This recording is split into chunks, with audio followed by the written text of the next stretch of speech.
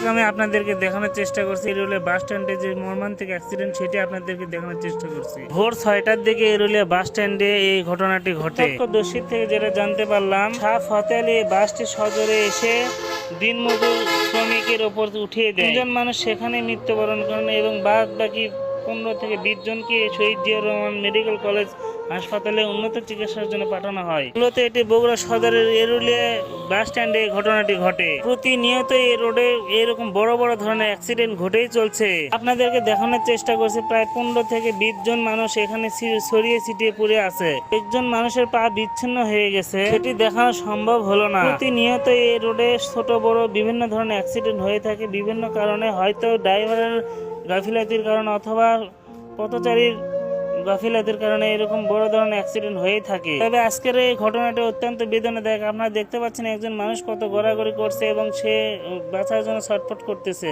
আমার এই ভিডিওটি সংগৃহীত, সবাইকে দেখার জন্য ভিডিওটি বারবার শেয়ার করুন এবং সতর্ক করে দিন এই রোডের বর্তমান অবস্থা সম্পর্কে।